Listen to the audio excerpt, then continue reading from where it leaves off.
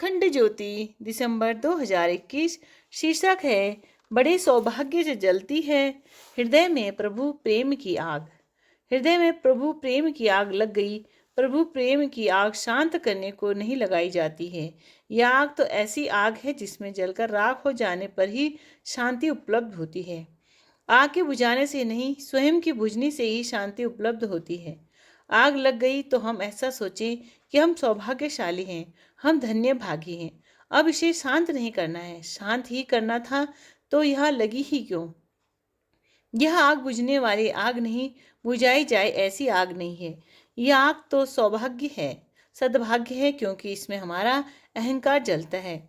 सत्य यह है कि इसमें हम नहीं जलेंगे, हम में जो व्यर्थ कूड़ा करकट है वही जलेगा। यह तो ऐसी आग है जिसमें हम सोने को डालते हैं, कूड़ा कचरा जल जाता है और सोना निरखकर बाहर आता है, वह कुंदन हो जाता है। किसी सूफी संत ने ठीक ही कहा है, जब प्रेम का दावा किया है, दावे आशिकी है तो हसरत करो निभा। तो यह क्या कि इब्तदा ही हमें घबरा के रह गए। यह कैसी बात, यह कैसा प्रश्न। इतनी जल्दी घबरा जाओगे? अभी तो शुरू शुरू है, अभी तो बहुत धुआं उठ रहा है, तो लपटें पूरी पकड़ी कहाँ हैं। अभी तो वह घड़ी आएगी जब धुआं रह ही नहीं जाएगा, लपट ही लपट होगी, निर्धूम लपट होगी। इस आग इस मार्ग से गुजरने से पीड़ा भी होती है, क्योंकि जिसे हमने जाना था अब तक मैं हूँ, उसे बिखरते हुए देखकर पीड़ा होना स्वाभाविक है। जिस अहंकार की हमने सदा पूजा की थी, सजाया संवारा था, आज उसको खंडर होते देखकर दिल जरा जरा रोएगा। बीज भी रोता होगा जब टूटता है, मगर उस बेचारे बीज को क्या पता कि टूटकर ही वृक्ष का जन्म होता है। और बूंदें भी रोती होंगी जब सागर में टपकती हैं, मगर उस बूंद को क्या पता कि सागर में गिरकर ही सागर होने का उपाय है। हमें भी पता नहीं है, मगर हम बूंद से तो थोड़े ज़्यादा सचेतन हैं और हम बीज से तो ज़्यादा होशियार हैं। संत कहते हैं, चुपचाप पी जाओ इस आग को, इसे कहते भी मत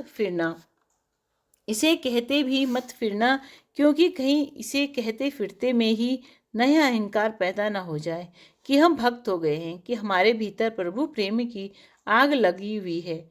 कहीं ऐसा न हो कि बड़ा चढ़ाकर कहने लगे इसे। आदमी भी बड़ा अजीब है, हर चीज को बड़ा चढ़ाकर कहने लगता है, यह उसकी फितरत है। इस प्रभु प्रेम को तो भीतर ही संभाला जाता है।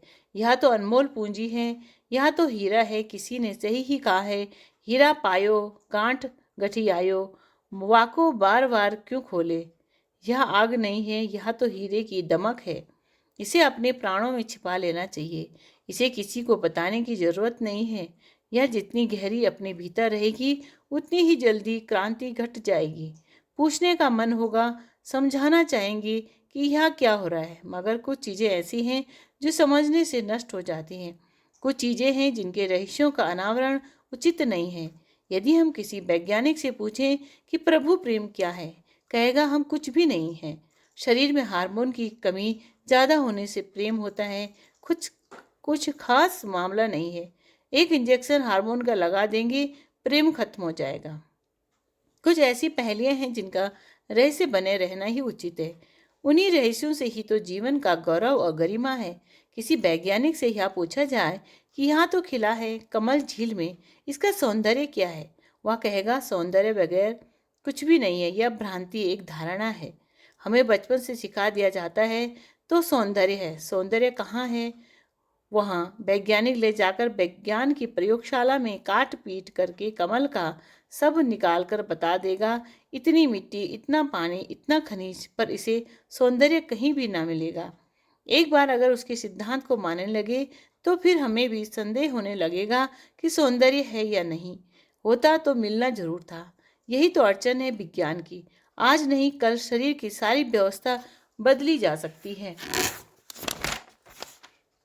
सारा शरीर वैज्ञानिक ढंग से प्लास्टिक और सिंथेटिक चीज़ों से बनाया जा सकता है और यह एक तरह से सुविधापूर्ण हो सकता है, परंतु ऐसे में आदमी मर जाएगा, उसकी आत्मा मर जाएगी। इस जीवन में कुछ है तो विज्ञान के पकड़ में आ ही नहीं सकता है, और वह है हृदय से उठती प्रेम की ज्वाला। यह तर्क का विषय नहीं है, भावना का संगीत है। जब हृदय में भावनाओं का संगीत प्रस्फुटित होने लगता है तो प्रेम की धारा बहने लगती है। प्रेम तो अनुभव का विषय है, खोज का नहीं। शिक्षापद प्रसंग। वर्षों से सत्य के अन्वेषण में तप करते महात्मा गौतम को सुजाता ने एक अवसर पर खीर प्रदान की, जिसे ग्रहण कर गौतम ने परम संतोष का अनुभव किया। उस दिन उनकी जो समाधि लगी तो फिर 7वें दिन बुद्धत्व के शिखर पर जाकर टूटी। जब वे उठे तो उन्हें आत्म साक्षात्कार हो चुका था। गौतम के 7 दिन तक निरंतर एक ही आसन पर बैठे रहने की बात जब सुजाता को विदित हुई तो वह भी विस्मित हो निरंजना नदी के तट पर प्रसन्न मुख आसीन बुद्ध के दर्शनों के लिए गई। वह उनके दर्शनों हेतु उपस्थित हुई ही थी कि तभी सामने से एक शव लिए जाते हुए कुछ व्यक्ति दिखाई दिए। अंतिम यात्रा का यह दृश्य देख बुद्ध मुस्कुराने लगे। उनके निकट ही खड़ी सुजाता ने जब देखा कि बुद्ध ऐसा कुछ देख दुख व्यक्त करने के स्थान पर मुस्कुरा रहे हैं तो बुद्ध के जीवन की पूर्वार्ध से भली भांति परिचित सुजाता ने उनसे प्रश्न किया, महात्मन, पहले तो आप शव को देखकर दुखी हो जाया करते थे, किंतु आज वह दुख कहाँ चला गया? बुद्ध मुस्कुराए और कहा, सुजाता, सुख दुख मनुष्य की कल्पना मात्र है। कल तक जड़ वस्तुओं से में आसक्ति होने के कारण यह भय था कि कहीं ये छूट न जाए, और यह भय ही दुख का कारण था। परंतु आज जब मैंने यह जान लिया कि जो जड़ है उसका तो गुण ही परिवर्तनशील है, और जिसके लिए दुख करते हैं वह ना तो परिवर्तनशील है और ना ही नाशवान है। अब तुम ही बताओ, जो सनातन वस्तु को पा ले उसे नाशवान वस्तुओं का क्या दुख? सुजाता ने नित्य अनित्य का मर्म समझा व अनुग्रहित हो बुद्ध से विदा ली। राधे।